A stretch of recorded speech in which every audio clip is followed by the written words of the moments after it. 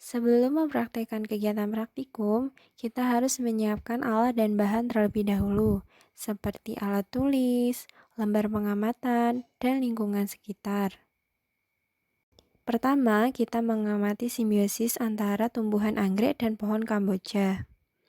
Simbiosis yang terjadi antara dua makhluk hidup ini adalah simbiosis komensalisme. Pohon tidak dirugikan maupun diuntungkan. Sedangkan anggrek mendapat keuntungan berupa sinar matahari yang cukup, sehingga ia bisa berfotosintesis dengan baik. Selanjutnya, kita mengamati simbiosis antara tumbuhan paku dan pohon. Simbiosis yang terjadi antara dua makhluk hidup ini adalah simbiosis komensalisme. Pohon tidak dirugikan maupun diuntungkan. Sedangkan tumbuhan paku mendapat keuntungan berupa cahaya, air, dan senyawa lainnya untuk kelangsungan hidupnya.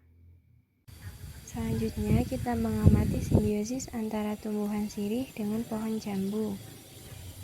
Simbiosis yang terjadi antara dua makhluk hidup ini adalah simbiosis komensalisme. Pohon jambu tidak dirugikan maupun diuntungkan.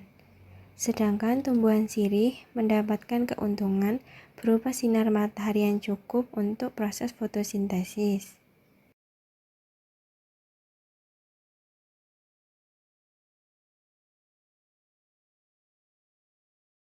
Selanjutnya, kita mengamati simbiosis antara benalu dengan tanaman pagar.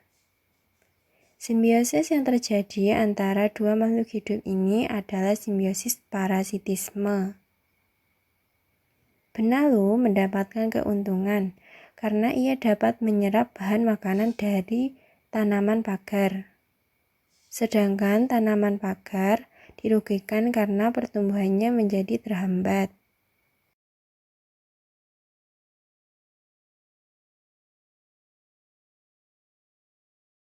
Selanjutnya kita mengamati simbiosis antara sapi dengan lalat. Simbiosis yang terjadi antara dua makhluk hidup ini adalah simbiosis parasitisme. Lalat diuntungkan karena ia mendapat makanan dari sapi. Sedangkan sapi dirugikan karena lalat dapat menimbulkan penyakit kulit atau gatal. Selanjutnya, kita mengamati simbiosis antara kupu-kupu dan bunga. Simbiosis yang terjadi antara dua makhluk hidup ini adalah simbiosis mutualisme. Kupu-kupu mendapatkan keuntungan karena ia mendapatkan makanan dari bunga. Sedangkan bunga mendapatkan keuntungan karena kupu-kupu membantu proses penyerbukannya.